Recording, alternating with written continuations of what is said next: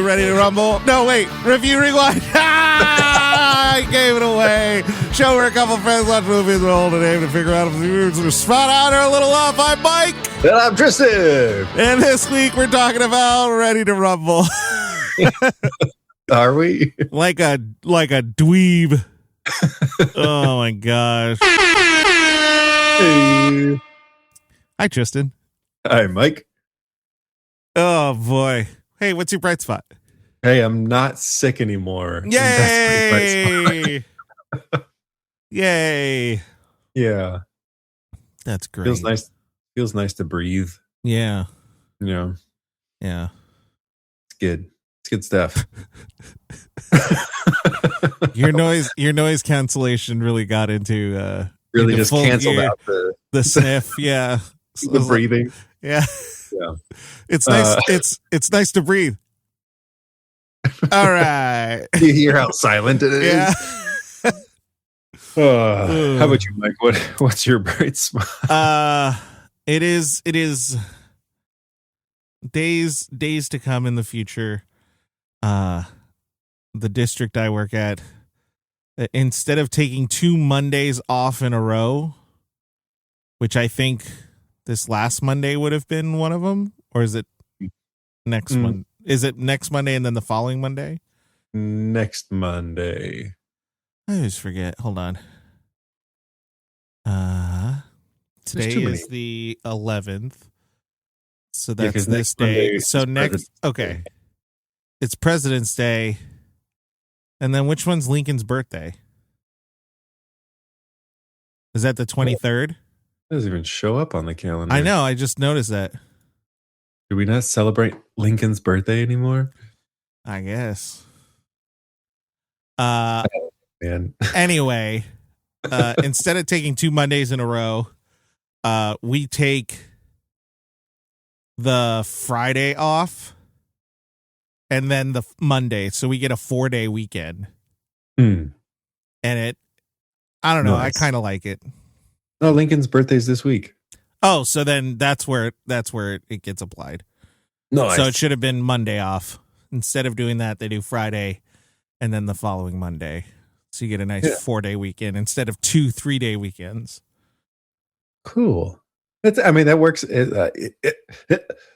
There's a lot of holidays landing this weekend. So, and two, like, I think the hardest part about having like 2 3-day weekends is kind of the distance you go between seeing kids, and stuff. And this one, it's kind of the same, but at least you can like build into it pretty easily. And it's just like one big weekend instead of two big weekends. Yeah. No, it makes sense. Yeah.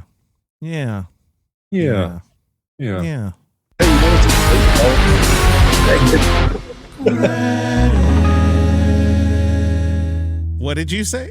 I was trying to give you a good lead-in of what a good Valentine's weekend movie is, and then it's not this.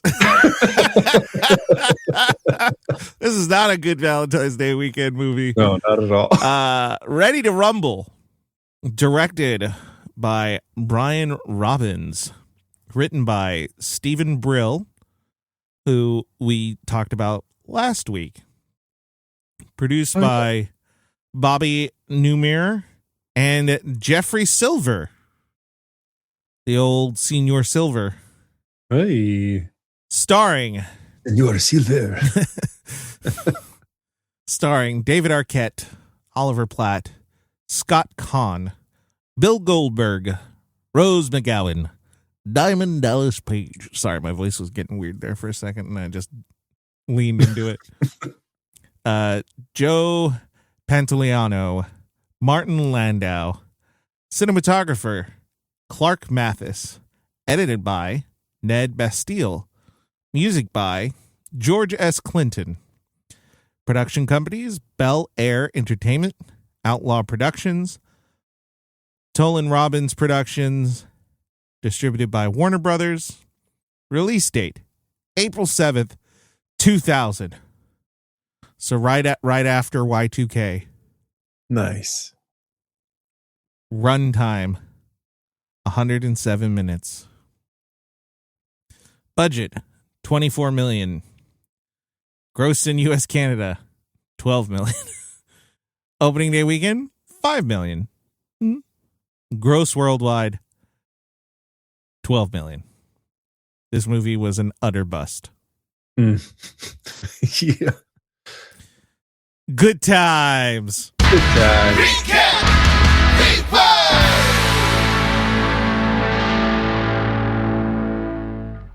In the late 90s, wrestling ruled the world.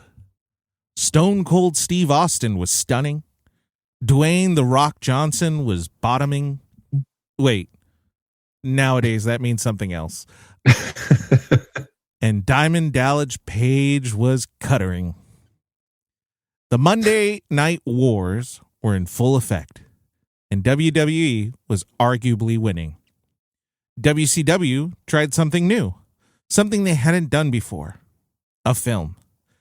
Maybe it was because the heart and soul of TNT, Ted Turner, had just sold the company a few years prior.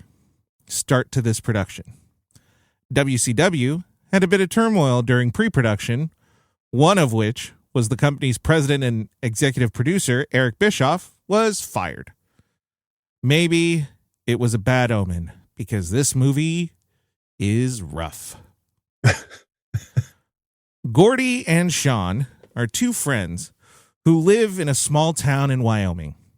They are, to say it nicely, losers. They can't get a date. They work as porta potty cleaners, and they love wrestling.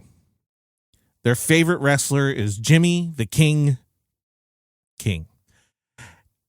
And on the day that WCW is at a nearby town, the boys were able to get tickets.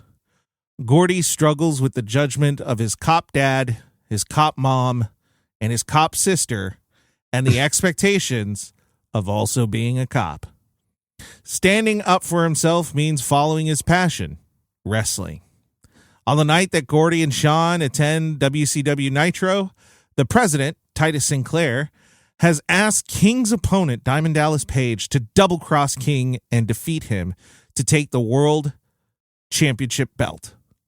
Also, he aims to embarrass King. Distraught, Sean and Gordy embark on a journey to find King and restore order to the WCW. They investigate King's wife to find that King's story about his wife and his son are far from true. They find a woman in an RV, but they quickly realize that that woman is King in disguise. While trying to reason with King, they discover that King is far worse off than previously believed. They are able to convince King to invade a WCW event and try to regain the belt. They get the better of DDP and Sinclair, but are reminded that it is not a sanctioned match and it doesn't count. So Sinclair offers a match and $1 million, which King cravenly accepts. You know, I didn't know for the longest time that cravenly meant like cowardly. No. I thought it meant like, I had to look it up. I was like, what? Yeah. I might be wrong. Maybe the dictionary I looked up was wrong, because I always thought of it as like someone who's craven is like a real dirtbag. Cowardly, timid, and spineless. Yeah. Did you? I didn't. Oh. It does not. It's not one of those words that sounds like itself. Yeah. There you go. Anyway, that night they party, and Gordy is approached by Sasha, Gordy's favorite Nitro girl. They hit it off while King tries to hit the road and run away. Sean and Gordy take King to New York to train with the legend, Sal Bandini. Sal quickly gets King into shape, and Sean starts training too. And Gordy and Sasha's relationship blooms. A few nights before the big match, Sal is attacked by two wrestlers and is hospitalized. Not before Sal ends up hurting the other two clearly stronger men. In the hospital, Gordy overhears Sasha talking on a payphone Remember payphones? And it had what was it? 1-800 call ATT or whatever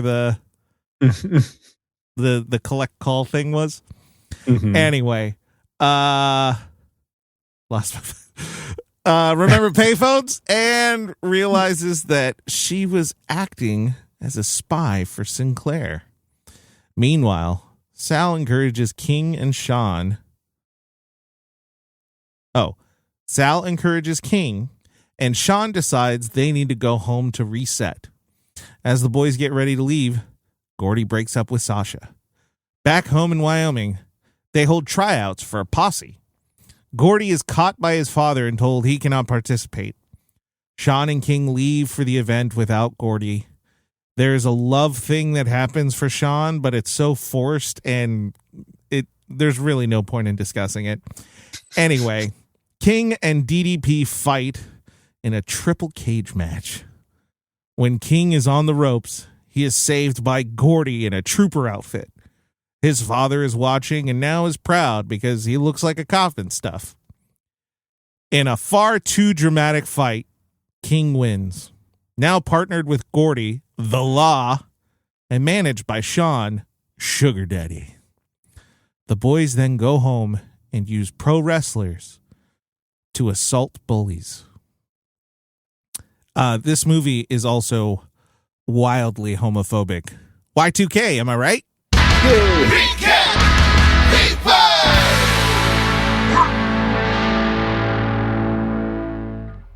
Yeah.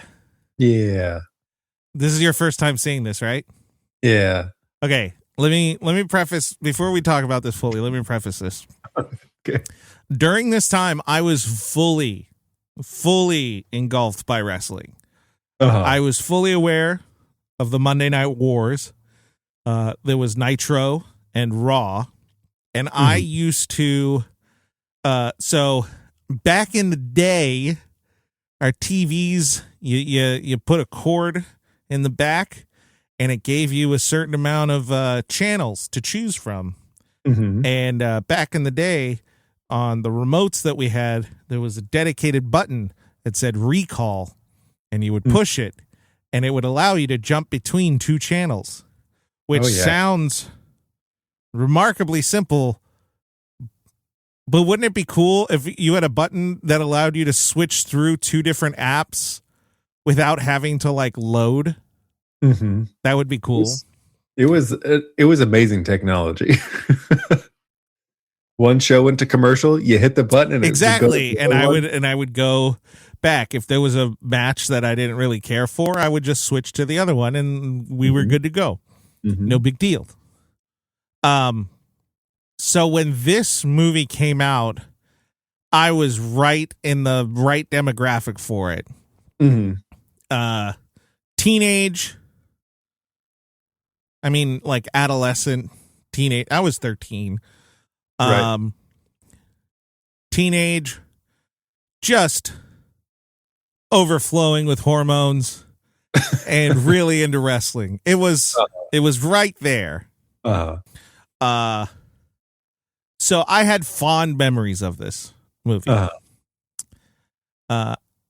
I can't tell you the last time I watched it. It's been a few years. Okay. Maybe like 5 years. So I will be the first to say, with all that context, this movie is dog shit. This is such a bad movie. Yeah. They should have stuck to just the wrestling. Yeah. Because everything else is so bad. The humor is... Oh, man. Okay. So I deal with high schoolers. Mm-hmm. And not to talk about kids' business on the streets, but I have some students that they just laugh. Uh-huh. No one has told a joke, but they're just laughing. Right. And there's nothing funny happening. Like if you were an observer of this and you were trying to write this down in story form, you would literally just say, person said someone else's name, three boys start laughing. Mm-hmm. Person just points. Three boys start laughing. Like none of it makes any sense. Yeah. This is worse than that. Like the humor is legitimately the kid in class that would make a joke and then everyone would get mad that the joke was made because it sucks.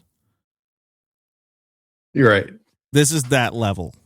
Yeah, it's one of those like, why do you think that's funny? Like, what do you? Yeah. What's going on? Yeah. I definitely had those moments where I was like, who thinks this is funny? Like, this is funny? This is supposed to be a joke? Like, is that what's going on right now? Now, that's not to say there weren't some solid jokes. Yeah, there were moments that got an actual laugh. Also reminder of people, this movie takes place in prime Jackass territory. Uh-huh. I think Jackass had just come out the year before. Oh my gosh, I have no idea when it came out. It had to have been the 90s. I can't. 2000. It came out the same year. What day? Oh, maybe I can't make that connection. April 12th. And this movie came out April 7th? Oh, April 7th. They came out at the same time. But there was this little like move to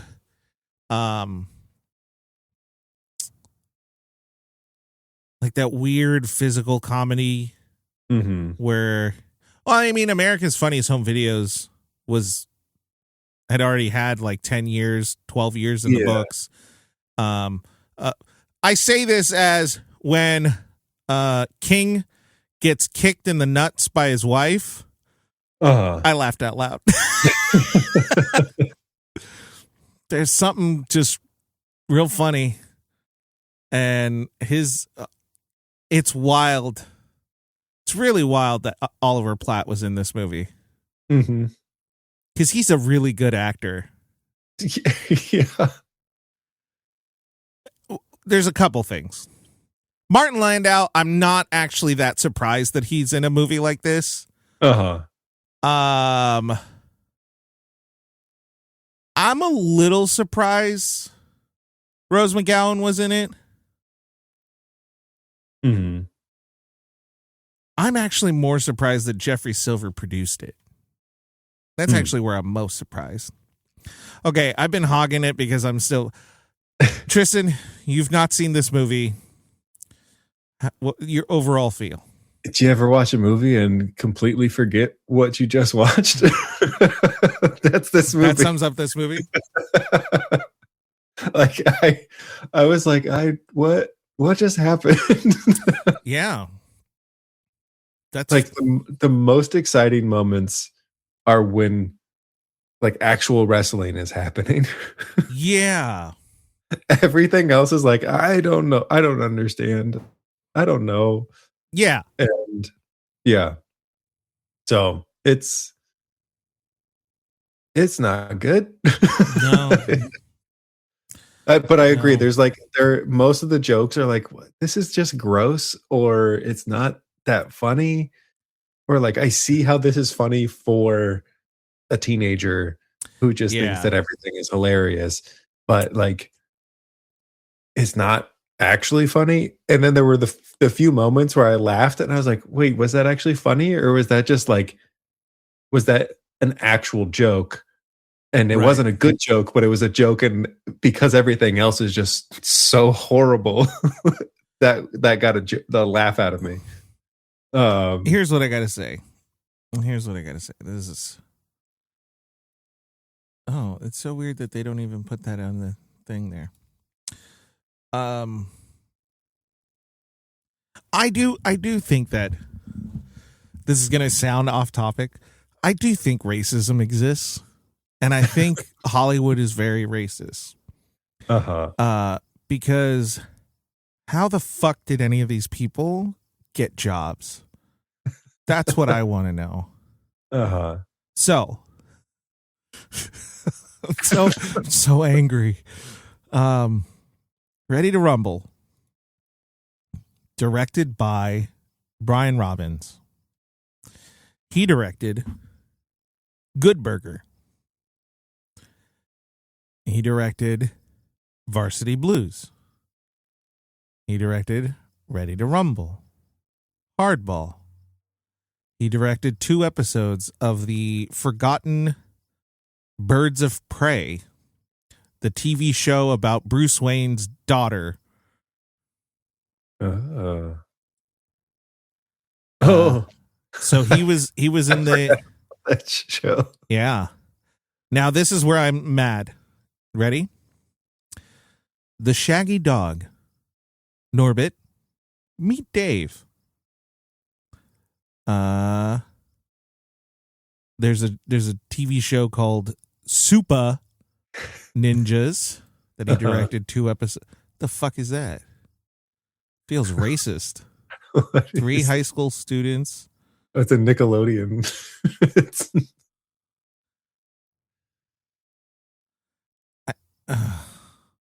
I don't know how. George Takei to be in that. Yeah, he was a grandfather. Man, Nickelodeon had a phase where it really promoted dog shit shows. Remember that annoying Fred kid?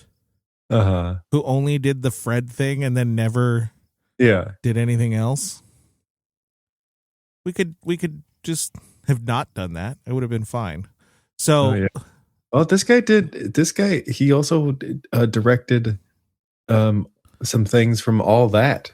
Yeah. He was involved with the Nickelodeon world. Keenan and Kel, which makes me nervous. So the thing that has kept him working is he is a producer. Yeah.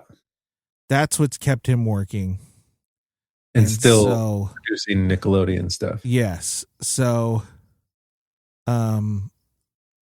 he produced all the movies he did.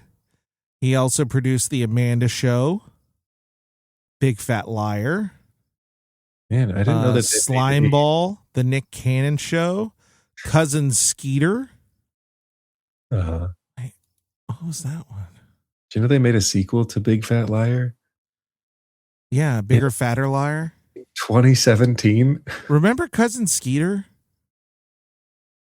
I don't remember the show, but I remember the name of the show. It's the show. So Robert Richard, he plays just like a normal kid, and then his cousin Skeeter is a puppet. Oh yeah, okay, yep, I remember that. Yeah, man, this is such a weird turn from this movie to look at all this and kind of actually have a bit of nostalgia. But hold on. Hold the fucking phone. This is weird. Skeeter was also Doug's friend. Yeah. There's a different Skeeter. What the fuck does Skeeter mean?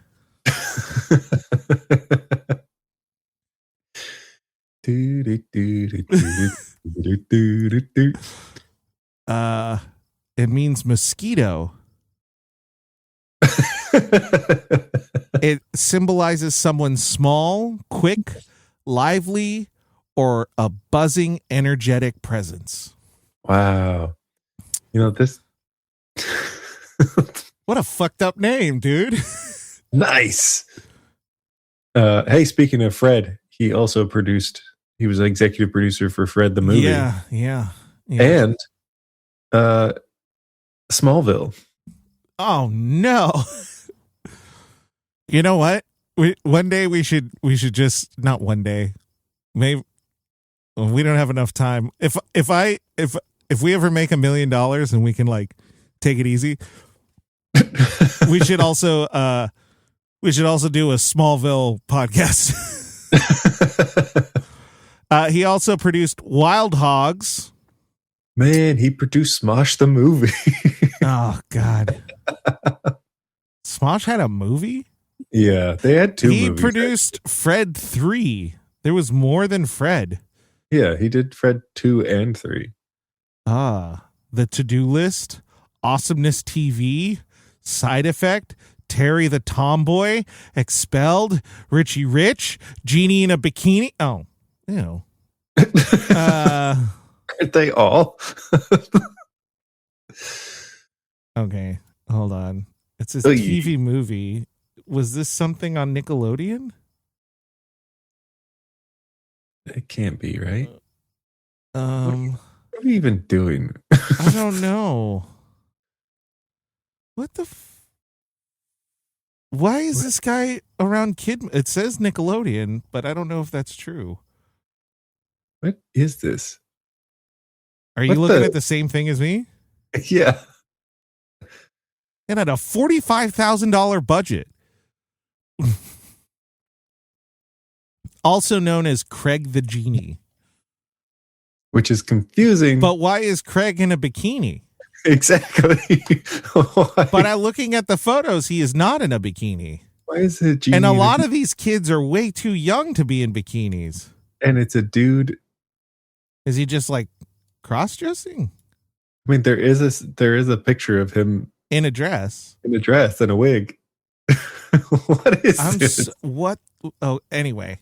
Hey, you know it's a bad movie when we decide to go down the rabbit hole. But here's the reason I brought this up, and I said the racism thing. Brian Robbins is still working. Uh-huh.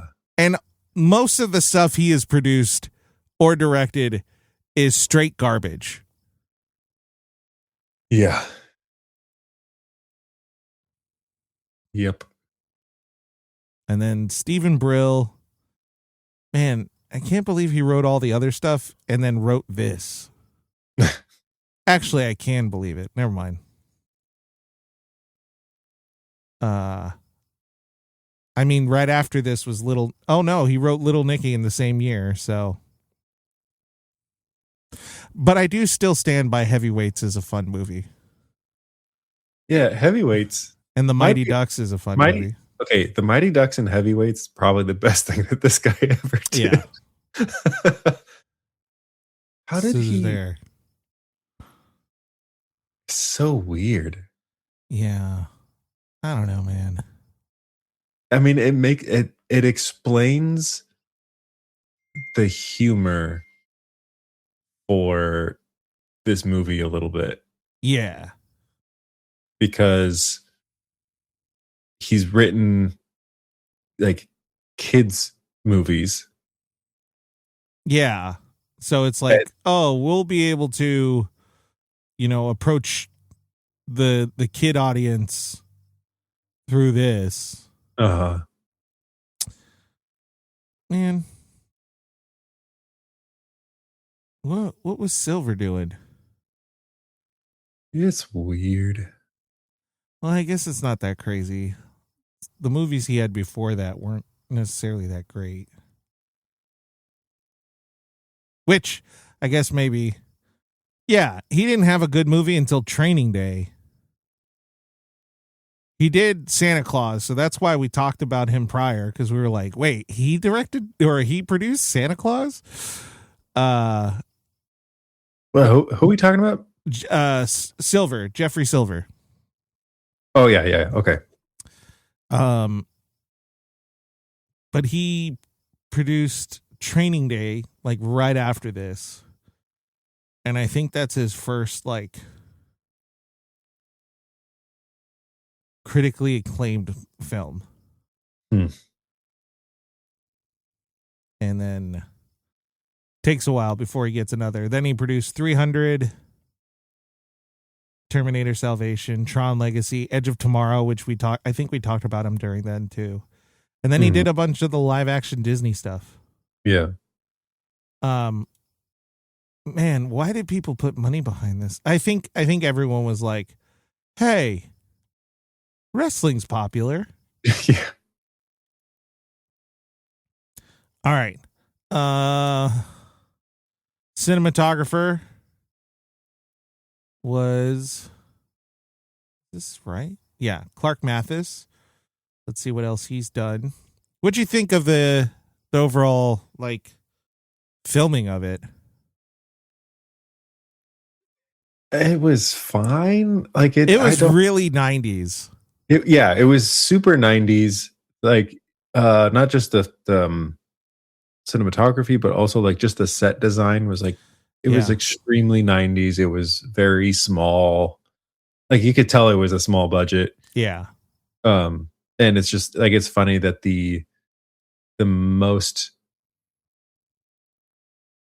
best produced stuff was the wrestling stuff. Yeah. Everything else they were just kind of like, yeah.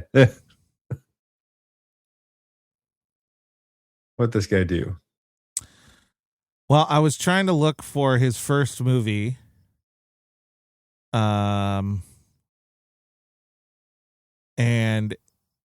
I can't tell if this is a full-length movie or not.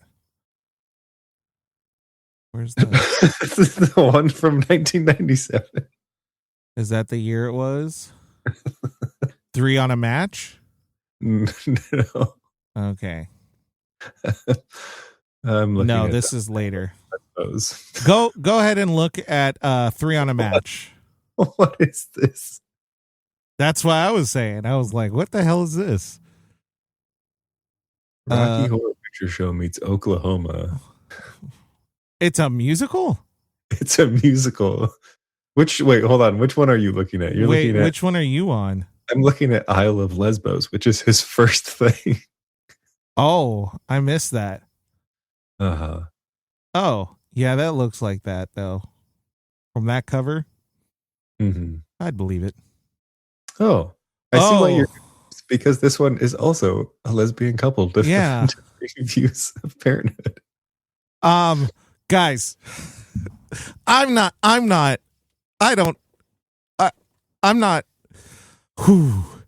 So I'm looking at the cast for this Isle of Lesbos. We've got Bumfuck Hunk, Lance, Viv, Sissy the Donkey, a lot of bumfuck hunks, Dick Dixon, Papa Pfeiffer Pot, something or other. It's too long, so it got cut off. I feel like maybe we shouldn't be saying these things. I know. Oh no, it's he played Papa Pfeffer Pot, but also Dr. Sigmund Colon. So Clark has a weird and now he is director of photography for the series Animal Control. Yeah. Yep. Starring Joel McHale. So Joel McHale. Moving on up. Joel McHale is oddly super fit. Yeah. And I don't understand why, because he's been in comedies where he's not really playing like a fit person. No, not at all. Anyway, so cinematography, meh. And the guy's career, real weird. Anyway, composer, George S. Clinton. This guy has done. Oh, wow. Okay. So, well, he's done a lot. Oh. Well, we've talked about him before. Maybe. No, I may be talking too soon. Hold on. Wow. I did talk too soon. Yeah, he did this. He did the Santa Claus 2. Right. He did Cheech and Chong. Hey. He did American Ninja 2. Oh. He did the 1988 TV show Gotham. I was just rolling in on that. But it has nothing to do with. Yeah. It's using the word Gotham as the actual word. Not as the word, not the. Yeah. Oh, he did American Ninja 3. Is that Chuck Norris? Let's find out. No, okay. No. The reason I brought that up is because that's David Bradley. He did Top Dog, which is Chuck Norris, and then he did Hellbound, which is Chuck Norris. And I wouldn't be shocked if there was another Chuck Norris film somewhere in here. Look at that guy. Look at that guy. I just saw the American Ninja 3. Look at this fuck. Oh my gosh. What a doofy looking picture. What'd you say? Well, I was just saying, what else did this guy do? Nothing really. Mortal Kombat. Beverly Hills Ninja. Mortal Kombat. This guy really liked ninja movies. He also did Mortal Kombat Annihilation. Wild Things. Did he do the new one, or did he just get credited because he probably did that? Mortal Kombat. Yep. 3,000 Miles to Graceland. Oh wait, Annihilation was the 97 yeah. one. Yeah. Okay. Santa Claus 2. Big Mama's House 2. He does a lot of sequels. The Love Guru. Nice. I gotta say, the soundtrack for Austin Powers is pretty good. The soundtrack for this movie, not that great. Not that good. This was not George's best work. The Tooth Fairy. On top, hey, is this the Disney? Like with The Rock? Yeah, he did the Zombies. Oh yeah, he did do that movie. Zombies 2 and Zombies 3. For him, he didn't get Zombies 4. He also did Assassin's Creed Lineage. The TV miniseries. Where did that happen? Oh. What? I thought that was a game. No. This was the live action thing that they did during the time of like Brotherhood. Oh. Huh. Man, remember the 2009s? I was there. The other thing that makes this this movie, you know what? This movie is the most pertinent movie we could have talked about. Why is that? Why is that? Why is that, you ask? And the reason is because this last week was the Super Bowl. The Super Bowl. And I don't know if we're legally allowed to call that, so we're going to call it the big game. Yeah. And my good friend Benito Bad Bunny, he did the Super Bowl, and the whole thing. The racist white wing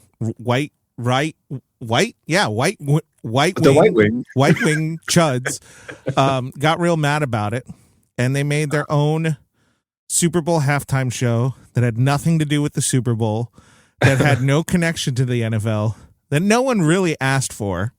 Mm-hmm. And it was headlined by Kid Rock. Yep.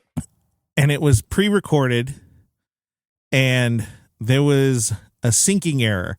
So it was either whoever was in charge of the director, I guess, the editor, didn't sync it properly, mm-hmm. or there was a track being played and Kid Rock was not syncing to the track.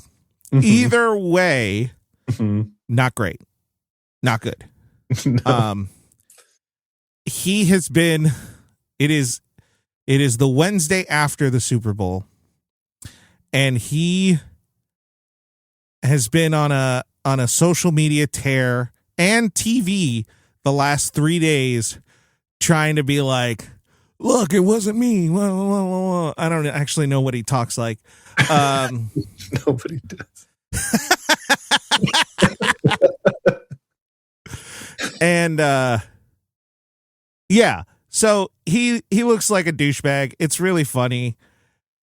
I bring that all up. This movie has like 4 Kid Rock songs. It has a lot of Kid Rock songs.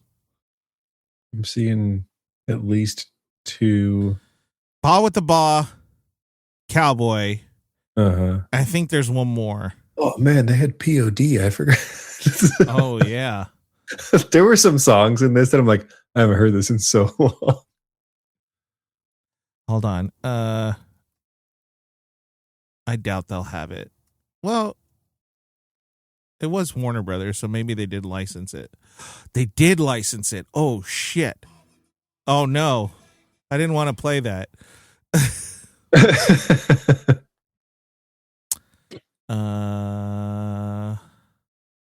No, I want to see the album. How do I see the album? This is not helping me. Something's weird. Okay, from the motion picture. Let's see. So they had The Offspring. Mm-hmm. They had Biff Naked. Mm-hmm. Kid Rock. Mm-hmm. Run DMC.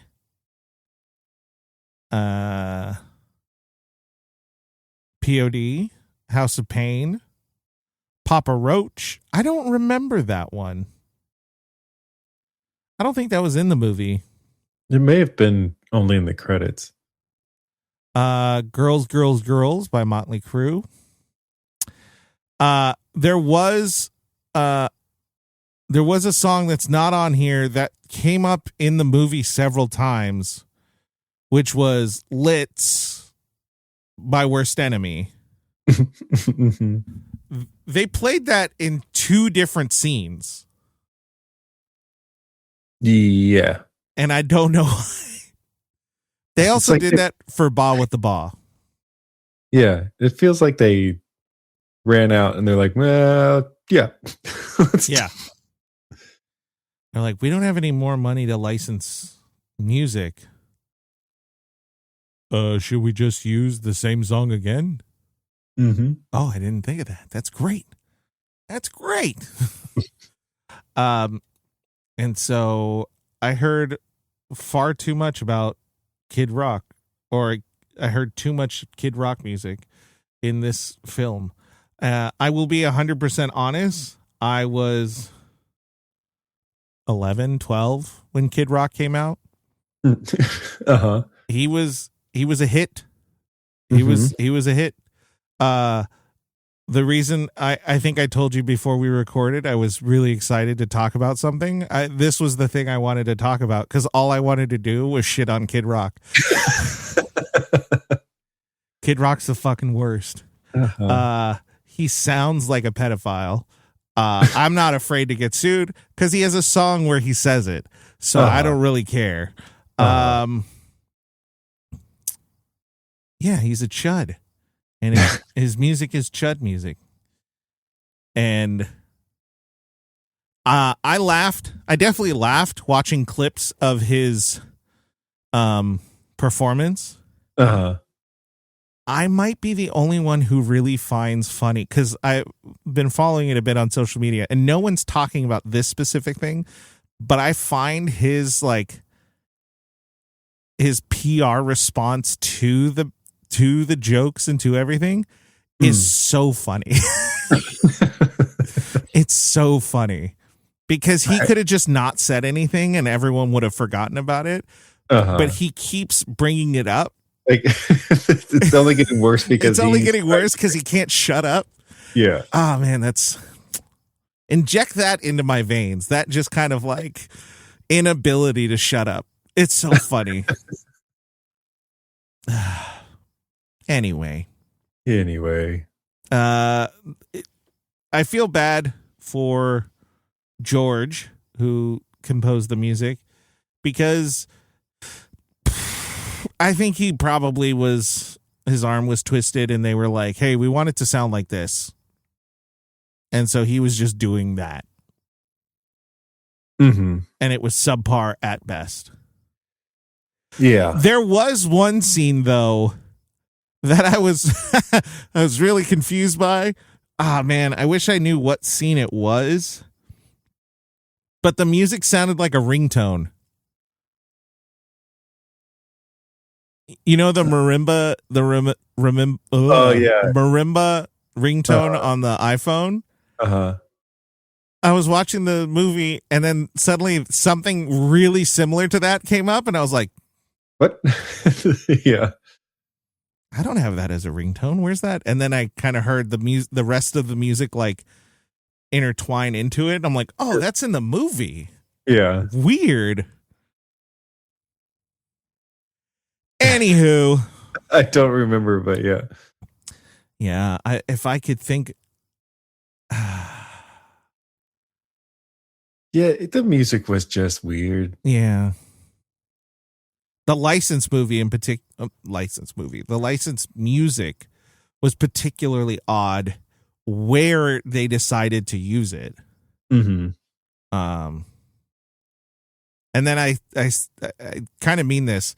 The music was so dramatic at the end during the final fight that I was like, this is either too serious or they're pranking us. I can't tell. Yeah. And the music had a hand in it because it was very cinematic. And I was like, you just spent this whole goddamn movie playing ringtones as like the music. And now you expect me to go, oh, this composer's really competent. You got to do all or nothing. You got to John Williams it, or you just stick to the easy stuff. Yeah. I didn't understand really any of the choices that this movie made. That's fair. That's very fair. Alrighty. So, this might actually be a short episode. Yeah, unless we find another rabbit hole. I know, which totally possible. Down. Totally possible. David Arquette plays Gordy. And so I asked the question, is David Arquette a bad actor? I think so. Yeah? Because he sucks in this. He's annoying. Yeah. He's horrible. The thing is, I don't think I've seen many movies with him in it, but like, what movies does he? He's in Scream. He's in 8-Legged Freaks. Never Been Kissed. Whoa, he's been in a lot more than I realized he's been in. I mean, he's been a steady actor for a long time. Like, whoa, he executive produced Celebrity Name Game, and it had 258 episodes, and it was hosted by Craig Ferguson. Craig.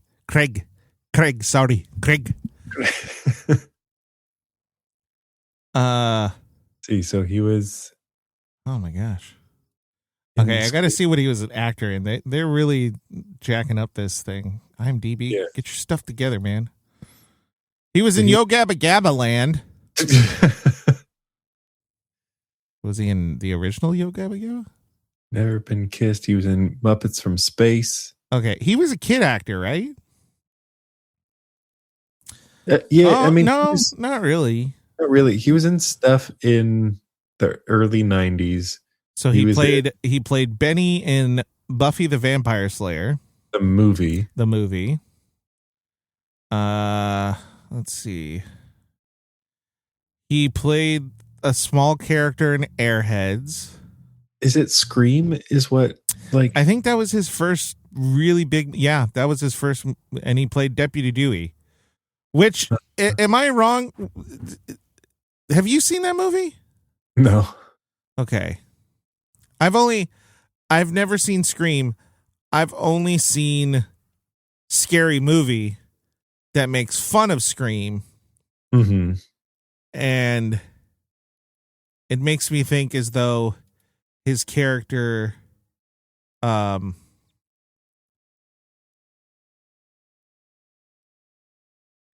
is not fully there. I'm not Rose sure. McGowan is in this one too. Oh. And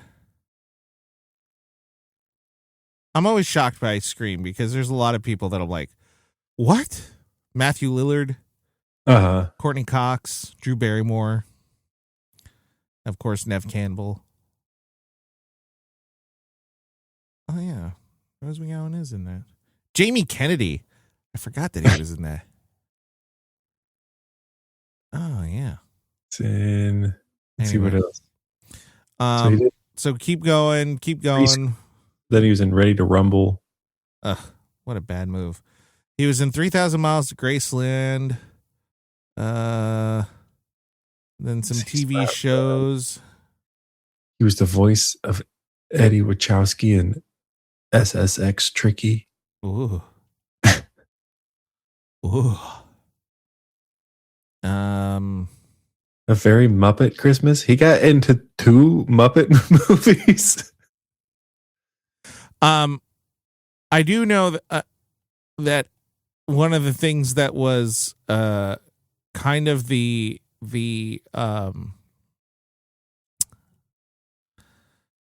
nail in the coffin for WCW was that when this movie was happening, one of the ways they promoted it was by having him wrestle. And the actor David Arquette won the world championship. And everyone was like, why'd you guys do that? He seems to have been in a lot of movies. I don't know if I've seen hardly he was any in of them. Shark Boy and Lava Girl. Yeah, he played the dad. Yeah, he was in an episode of My Name is Earl. He was in 4 episodes of Pushing Daisies. Great show. Great show.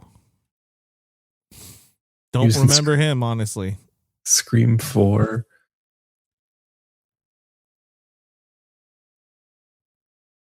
Huh. I cannot tell you if he's actually a good actor. He's been around. Yeah. So, with that being said, David Arquette, from interviews and stuff, he seems like a nice guy. I did not like him at all in this movie. He is pigeonholed a little bit in that he has to tell really dumb jokes. One of which within the first 3 or 4 minutes of the movie, he sticks his finger up his butt. Yeah. To make it seem as though his Slurpee or whatever smells like poop. And it works. No. Yeah, I just don't think anything like,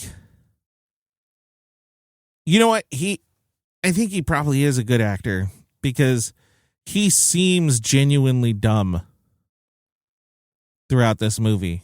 And I don't mean like dumb or whatever. Maybe he seems like a 10-year-old stuck in a 20-year-old body. Yeah. Or however old he is. I don't know how old he is. When was he born? 1971, 2000. So he's 29.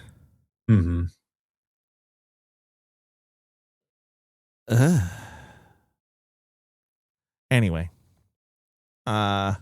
Gordy is a dumb character, and I don't care about him at all. Yeah, I mean, if we think about, did he successfully play just a really stupid guy? Yeah. Yeah. He did do that. But should that be the main guy? It's Because the problem is that even though it's a duo, Gordy is the main character. Gordy's the main character, yeah. Which was a bad move. Mm-hmm. Caan should have been the main character. That type of character usually is the sidekick. Has to be the sidekick. Yeah. Because I don't think it works. Yeah, you have Sean, who's a little bit more grounded. Yeah. He just seems like kind of a underachiever of sorts. Mm-hmm. And you have him, his story as the main character makes more sense because he's the grounded character. He's the person who's like, hey, this is my job because this is like, it was what my dad did. And he left me the business before he died, kind of thing. Right. But his dream is to become why can't I think of the word? He wants to get involved in wrestling. He doesn't necessarily want to be a wrestler himself, but he loves it so much. And the promoter is to be the promoter. Yeah. And then he has his friend who's just like the dumbest guy in the world. Right. And he can still have his side story of like, my dad wants me to become a cop because that's what everybody else is. Like, that makes sense as a main character and a side character. To make Gordy the main character is a weird choice. So here's the thing. So with Gordy, let's go ahead and say this. His dad is a cop, and his dad is either racist, authoritarian, or both. Mm-hmm. And so right out the gate, I don't think he's like a good cop. Mm-hmm. With that note, there's no fucking chance in hell that Gordy should be anywhere near a gun. Not at all. And so, his dad pushing it and then being like, you're going to make such a good cop. Is like, no, he's not. Yeah. He's not. He's not going to be a good cop. Do not give this man a weapon. Yeah. It's a miracle he drove that motorcycle. Yeah, he should have. If his father was responsible, he would have been like, hey, you're an idiot. You'll never make it as a cop. Right. And been disappointed in him that way, but then be like do anything else other than wrestling though. Like, yeah, like, that would have been more believable. And been like, hey, you're never going to be a cop. That would have been more believable. Mm-hmm. But the fact that they like really pushed this whole cop narrative, there was a lot of me that was like, man, I'm sure not great people become, well, yeah, I know not great people become cops. This man should not pass anything. Mm-mm. He should not do it. No. Nope. He should not be the main character. But how the movie depicts him, he is the main character. Which, I don't know, maybe David Arquette had more star power at the time. I don't think Scott had been in Ocean's 11 yet. Or The Italian Job. I think he was in The Italian Job. Was he in The Italian Job? Let's find out. Well, his dad is famous. He was in Varsity Blues, Ready to Rumble. Then he was in Gone in 60 Seconds. Oh, that's the movie, Gone in 60 Seconds. And a year later, he was in Ocean's 11. So okay.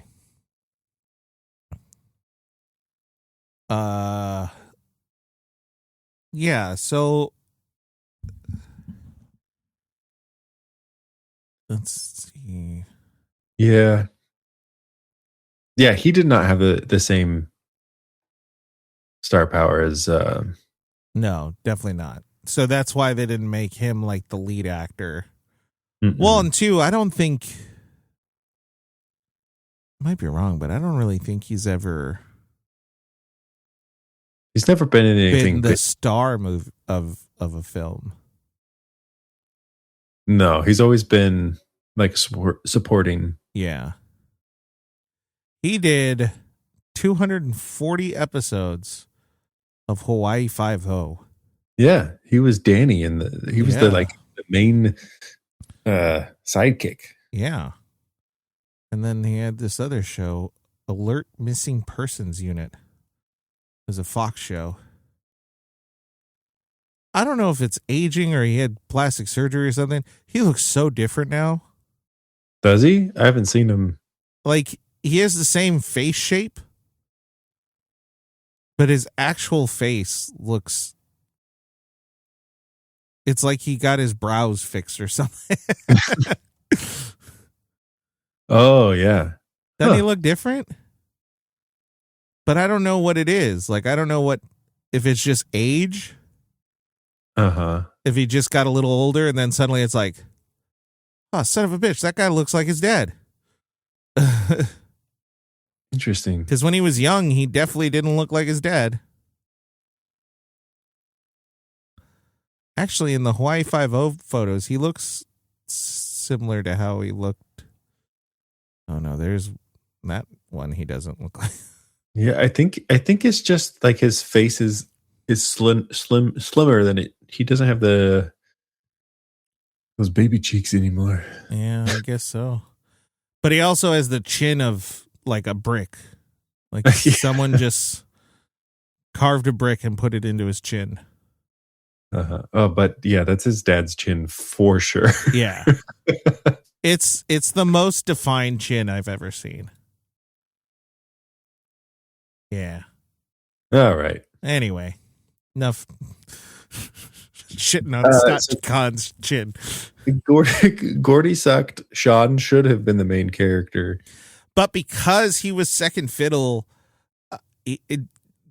there's no moment that he really like shines. Uh-huh. Okay. I don't know if they meant to do this. And I could be looking into it a little bit. And maybe it's just the overall concept. But there is, like, between Gordy and Sean, I don't know if it's... Now, hear me out, because this sounds stupid now that I'm saying it. I don't know if there's, like, a sexual tension, but there is, like a matrimonial tension between them. Mm. Like, there's moments where they do stuff where you're like, that was weird. And not because I feel like I have to defend myself. Not because I'm like judging it in any way like that, but more so they're trying. What am I trying to say? It feels like they're trying to promote a particular kind of masculinity through this whole thing. So I don't know if it's accidental, as in the writer's just writing these jokes because they're like, oh, haha, funny. Mm-hmm. Or if it's supposed to be ironic. Mm-hmm. You get what I mean? Like, there's a weird tension between them, and I don't know if it's an intentional irony or if it's just like a completely misunderstood aspect that just kind of accidentally got in there. And I bring this up with probably the best acting in the whole movie is the "What Would King Do" bracelet. Uh-huh. Because they're just eating, bullshitting about, and then Sean gets super serious. And he's like, "Hey, I made this bracelet." And I like the tone totally fucking shifts. I don't know what is happening. And he's like, "I made this bracelet." And then David Arquette's Gordy is trying to read it, and you know he's silly, so he's like, "Wicked." He's like, no, it stands for something. It's "What Would King Do?" And Gordy's face immediately gets like solemn and jealous. Mm-hmm. And then, the conversation continues just a small amount. And then Caan goes, I made you one too. And the only reason I'm saying this is like the best acting is because it's the one moment in the whole damn movie where it's like, man, these guys really love each other. Like they really care about each other. What is this doing in this movie? Like, why are we having this particular scene? This doesn't make any sense. Let me see. Hold on. Let me see if I can find the scene real quick. Because I want to see if you can hear it. Oh, perfect. I got like right on it. The thing that's so distracting about this scene, because I agree, the acting got really different. Hold on. There's just sewage dripping by. Yeah, I know. And I can't. It's so gross. And that's where I don't know if it's like irony or I can't tell if this is intentional or not.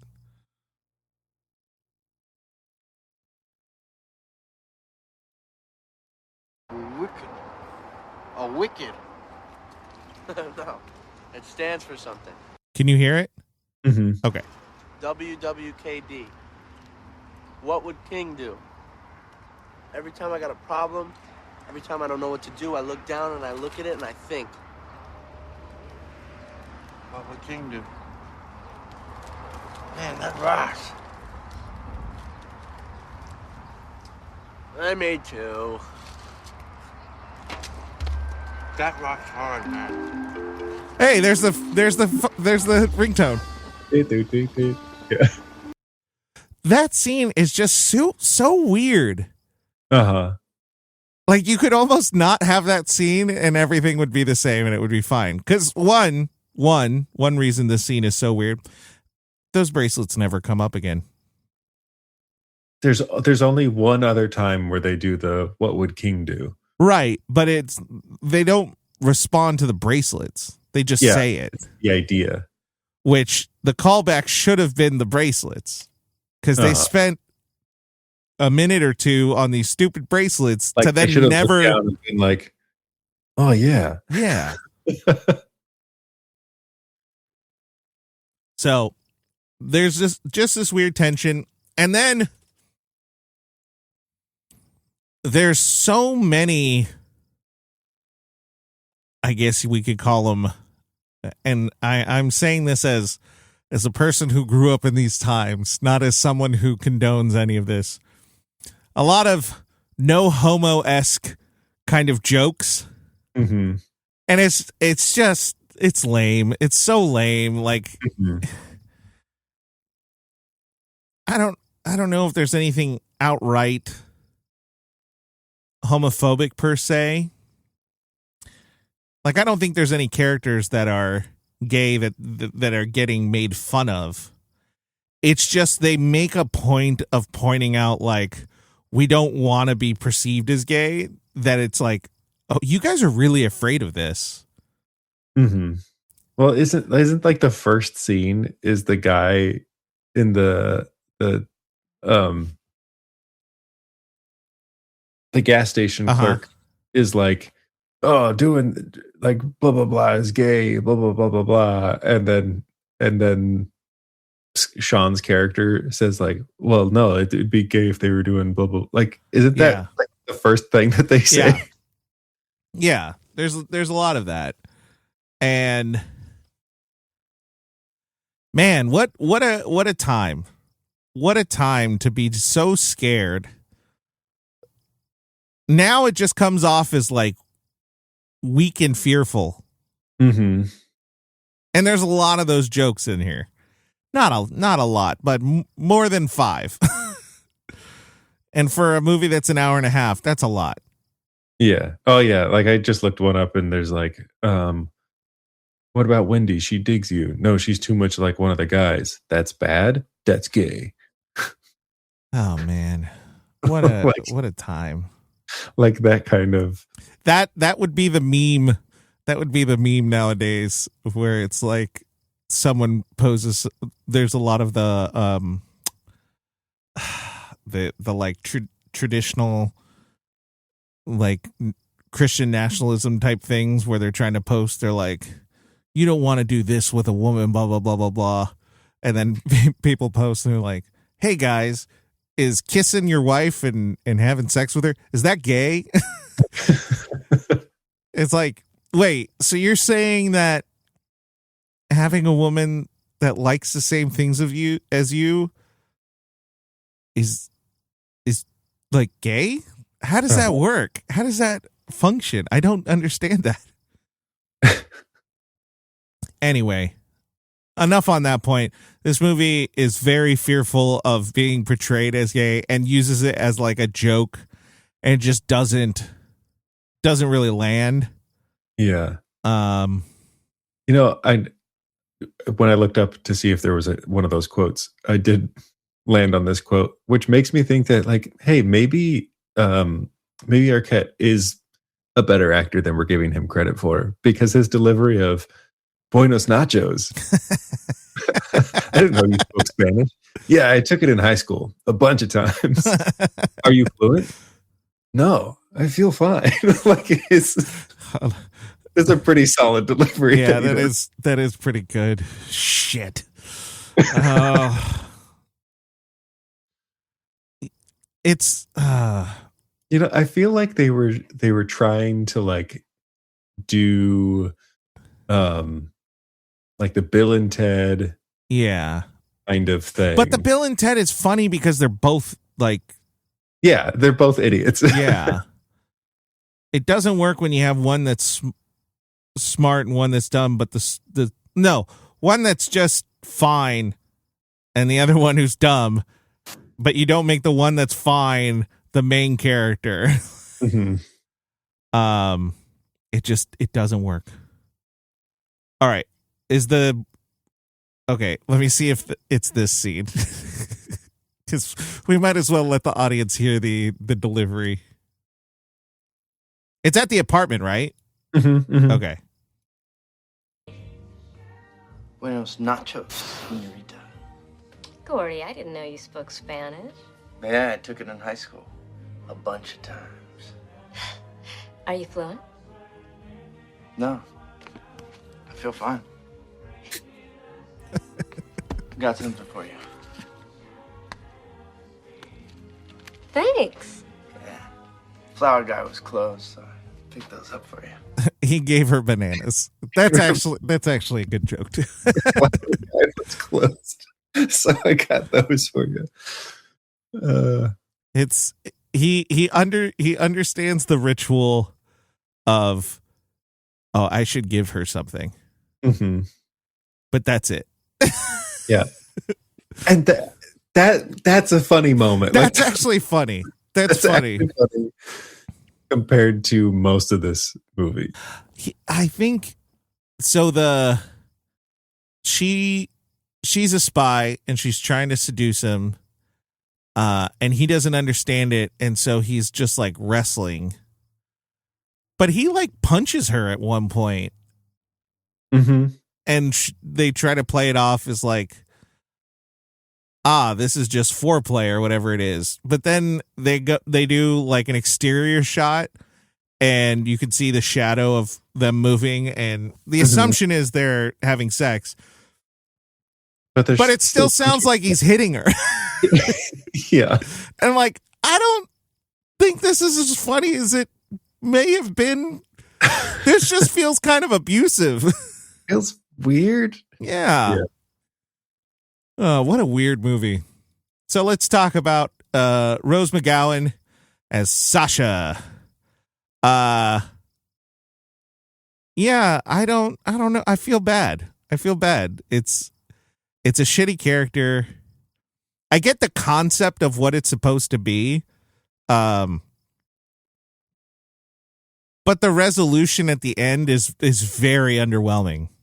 Mm-hmm. So, Sasha is a Nitro girl. A Nitro girl is an objectification of women for the sake of the horny men watching wrestling, because, you know, they can't be gay. And so We can't. we gotta balance out the watching 5 shirtless men. Yeah, exactly. I literally think that's what it's for. I think that there were men back then that were really enjoying watching 2 men touch each other while they're half naked, and there's one guy in the background that's like, we gotta have like half naked women out there, or else we don't want to be gay. Okay. That's the part that is like boggling my mind, because I think that's there. Mm-hmm. Now, even looking at the wrestling culture, I think that's there. I think that's the undertone of it, which is so freaking weird. It's that weird thing of, not weird thing. It's the aspect of people's perspectives of you, the witnesser, objectify people. So if you look at it and you go, oh, those 2 guys wrestling, it's really sexual. It's like, no, that's in you, buddy. Because they're just wrestling. They're not doing anything. You're the problem. Yeah. And so Sasha is a Nitro girl, and she gets commissioned by the bad guy of the film, Titus Sinclair, to spy on King and his 2 dopey goons or whatever, Gordy and Sean. And so she seduces Gordy in hopes to know what King's plan is and all that. She gets caught in a very 90s way. She's on a payphone and she's talking too loud next to vending machines, completely unaware of her surroundings. Which, if she's trying to keep a secret, she's not staring at the phone. She's looking around her. So she's bad at her job. But everybody in this movie's an idiot. Yes. So, she gets caught. He like breaks up with her. And then we're then supposed to believe that in that time she realizes the error of her ways. So when he returns as like a wrestler, she essentially is trying to apologize, but then gets hit in the face with a ladder. And that's the end of it.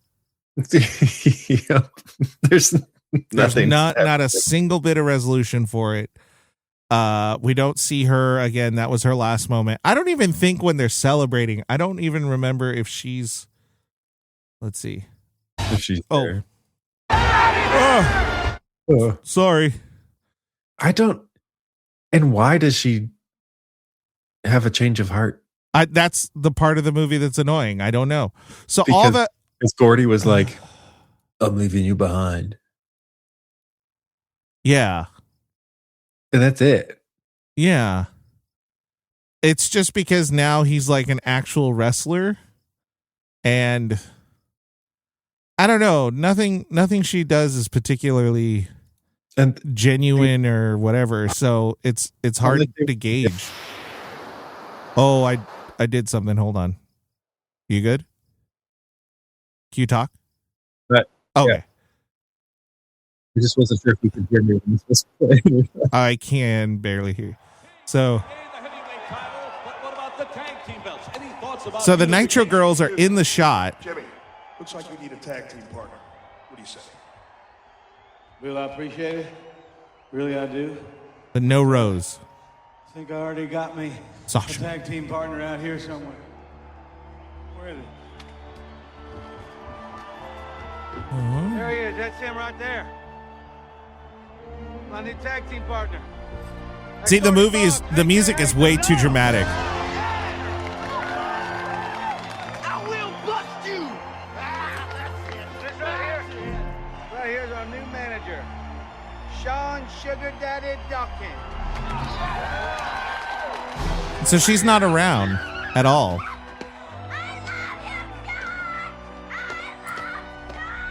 Also, Sean's love story thing. bad.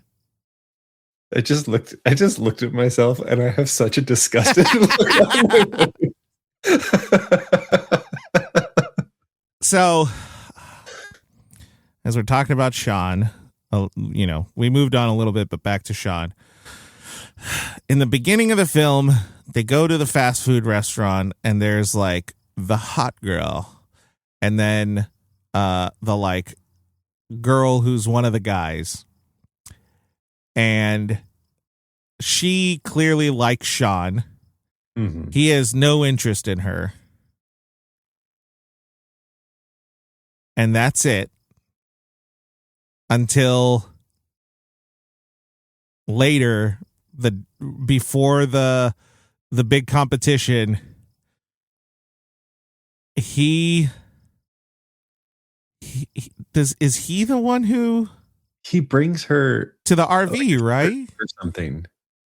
He's like, I got something for you. And he gives her like a shirt or something. Yeah. And she's like, I have something for you too. And then leads him into the RV. Okay. And they do it. And we know we know they do it because when they're leaving, they are wrapped in a blanket together. And then he goes back to the RV without the blanket and we see his butt. Yeah. This movie had a lot of butts. Yeah. Anyway, all right. Yeah, there's no revelation for him of being like, oh yeah, I do love her or whatever. Like that doesn't happen.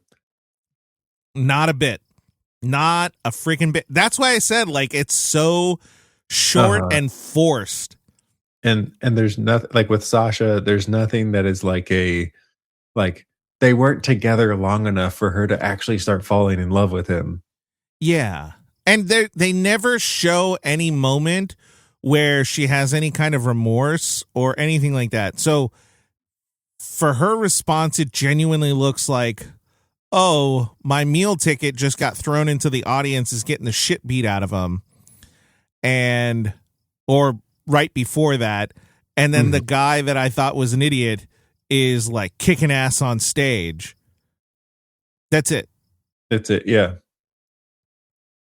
And I don't know if they just didn't want to pay her. Is that the level, the deepness of wrestling storyline though? Well, no. No.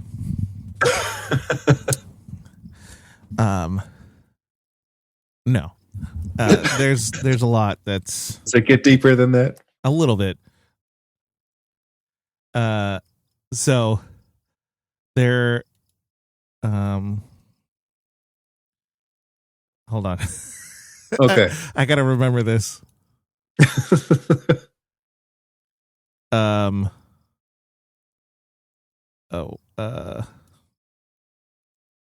Okay. Well. So what were you gonna say? Oh, while you're looking at no, I was just like. No. Here, I found it. You got it. Go ahead. So there was a wrestler named Mae Young. She was one of the first female wrestlers. Mm-hmm. And there was a storyline where her and during this era too, so this was in 2000, where she was in a relationship with Mark Henry, the strongest man in the world. Mm-hmm. And in her 70s, she gets pregnant.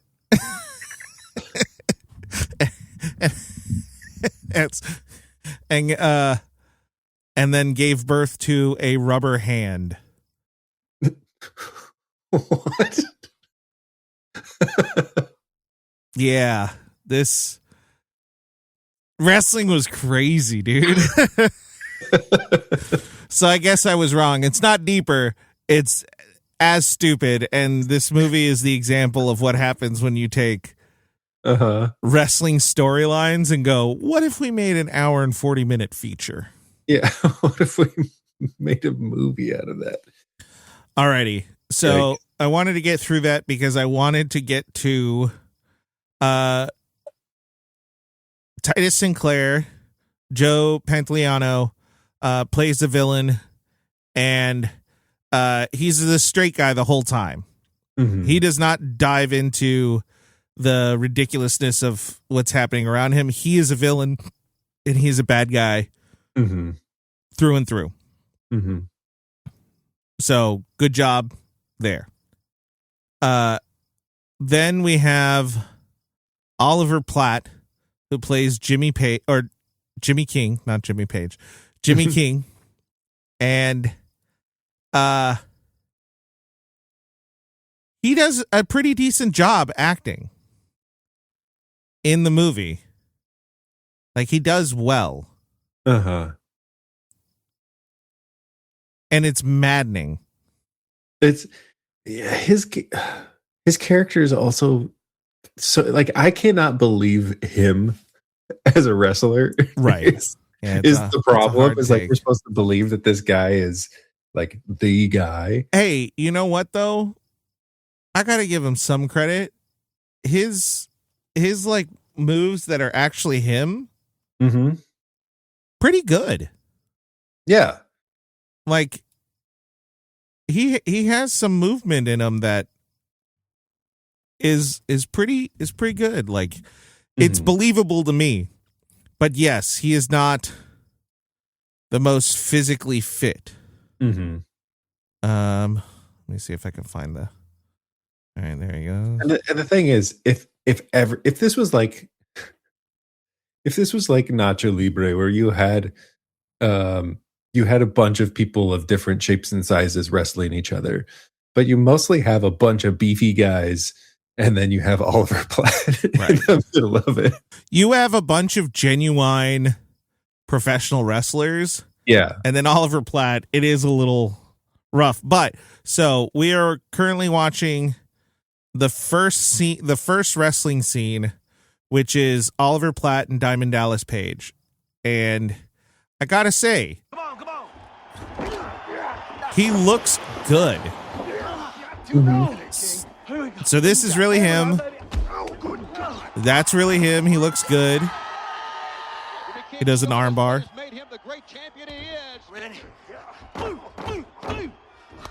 Good sound effects. Okay, give me tackle. That's not him. No. That's a stunt double.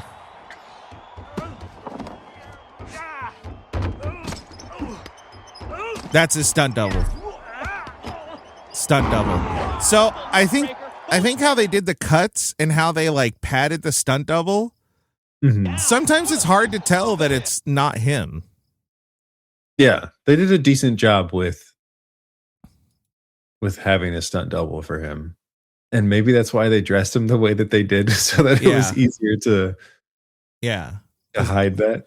Because maybe they gave him extra padding to make the padding of the stunt double look real. Mm-hmm. Yeah. Anyway, it was a little unbelievable. Martin Landau plays Sal Bandini. He's funny. Everything he does is kind of funny. Sal Bandini. Yeah. You want to wrestle? Yeah. But he's kind of just fun. The character actor Chris Owen, who plays the kid that they meet, that they use as like the computer kid. Mm-hmm. There's another gay joke there. Forgot about that one. Where he's is like, makes me want to cry, but my dad says crying's for sissies or something like that. I forget what it was. It was like, geez Louise. A lot of testosterone just getting thrown about, but really not knowing where to go with it. Oh yeah, he played Sherman in American Pie. I don't know why I said it like that. Sorry. American Pie. And then I don't know. Everyone else, it was either a wrestler or didn't matter. Yep. All right.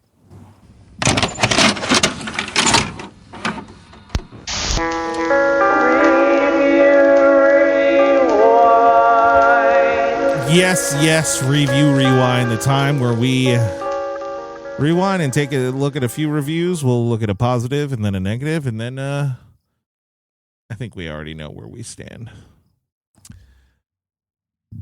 Metacritic has 23%. Rotten Tomatoes has 24%. Rotten Tomato audience has 52%. Hey. IMDb audience has 5.4. You know what's crazy? Earlier I was saying, like, you know, when you watch a movie and you forget it as soon as it's over. I'm realizing right now I completely forgot, like, the recap that you And that was, you know what? Give myself credit. That was a pretty good recap. It was. Hold on. Before we move on, I will give this movie just the slightest bit of credit in that the concept is actually not bad. Right. It was just fully fumbled through the whole thing. It was executed poorly. Yeah. Alrighty. This was the most positive review I could find. Boston Globe gave it a 63. Likeable performances from its young cast and a better than average script add spark to this formulaic fairy tale and make the wrestling mania watchable. Interesting, because to me, this is a wrestling was the watchable part. Yeah. And the rest of the movie was a real slugfest. And this script was not better than average. No, this was not a better than average script. I want to find this person and I want to take the script and I want to be like, you tell me where in this script it's better than average. You tell me, show me, highlight it. I need to know what every movie that this person watched prior to watching this movie. You know what, Tristan? Uh-huh. It's the internet. It's the internet. I bet I might be able to figure that out. I can't guarantee it. I am an idiot, of course. But I've looked on the internet once or twice. Lauren King. See, I found a name.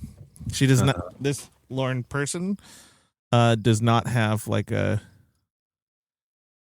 critic.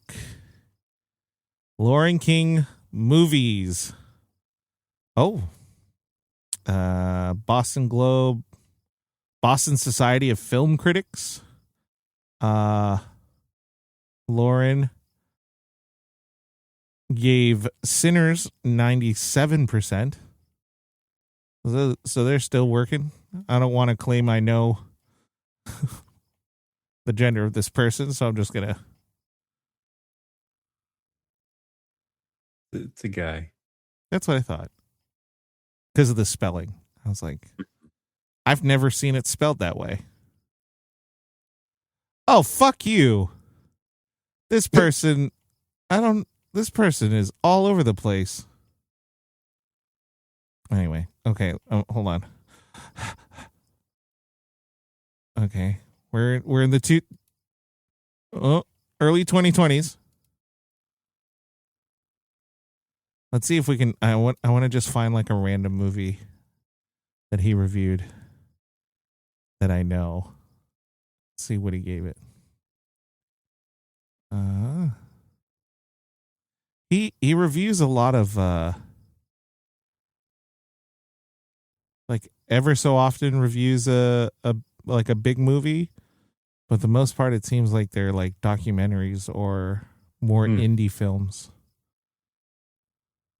Was there a big gap in the reviews why are these not in that they're in watch order, not what? The reviews that I see of them are in like when they posted them, not when they watched them, but it looks like I finally made it. There's a weird gap between like when the reviews happen. It like jumps from 2019 to 2010. Oh, I don't have that cap. Oh, here we go. Now we're getting close. Oh boy. Which one of us is going to get there first? Alrighty. I'm in 2001. Okay, so around this time. All right. Okay. Here we go. The first credit on this website, 102 Dalmatians. Gave it a 30%. Art of War gave it a 16%. Digimon the movie gave it a 25%. This person did not have like the best. Rugrats in Paris, he gave it a 76%. And then Turn It Up. Yeah, kind of whatever movies. Loving Jezebel 33. He gave Emperor's New Groove 86%. Okay, judging by what movies this person has reviewed, I don't blame him for saying that this movie is better than average. Yeah, I'm trying to find like a movie that he got the short end of the stick. He gave The Princess Diaries a 49%. Get out of here. Bastard. Oh, Pokemon 3. He gave it a 20%. Yeah. Okay. This guy got the short end of the stick every time. Scary Movie 2, 13%. National Lampoon's Van Wilder. Oh wait. Hold on. Maybe I'm reading this wrong. Are you on Rotten Tomatoes? Uh-huh. Okay, hold on. Yeah, okay. I think that the 24% is the actual critic rating. Okay. Oh, that's not his rating. No. And he gave it like a tomato. It just says a fresh or a rotten. It says fresh or rotten, yeah. And he gave it a fresh. Well, ish. In that case, I don't understand any of these reviews. Yeah, that was a whole lot of time just gone to waste. Sorry, everyone. Thanks, everybody. We don't know how technology works. Anyway, the Los Angeles Times. The homies at the LAT. We don't know them. Gave it a 10. A movie made for wrestling fans that makes fun of wrestling fans? That cuts a little too close to the vicarious. I've never seen that word spelled out. Masochism at the heart of pro wrestling's core constituency. Also, it's not funny.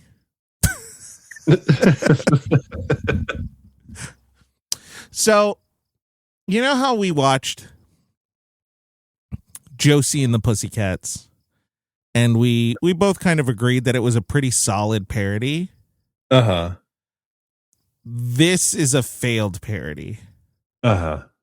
Like, I think it's supposed to be a parody, but it just doesn't know how to handle it. Mm-hmm. Because it's not trying to tell like a genuine story of two underdogs who fulfill their dream. Mm-hmm. It's talking about two dopes who kind of like stumble themselves into a wrestler's life who is honestly a piece of shit human. Yeah. There's an idea there. There's an idea there somewhere. They just don't do it. They do not. They don't make it work. None of that. It's so crazy. I thought this was going to be like one of our shorter episodes. It's still kind of long. Because what the fuck, man? We found some things to rip into. Yeah. It's an F. Yeah, it's an F. It's absolutely an F. Absolutely. This movie, from the get-go, is dog shit. Yeah. It's so bad. It's so bad. Like, the 5 good jokes that it has can't make up for how bad it is. No. So, Yeah. We had a D plus and now we have an F. God, I hope the next movie is enjoyable. Well, Tristan. Hey, Mike. I'm kind of sorry I made you watch it, but now it's out of the way. It's out of here. All my positive memories dead. Gone. But you know what is positive? Reviewing those rewinds. And the next time. I don't know.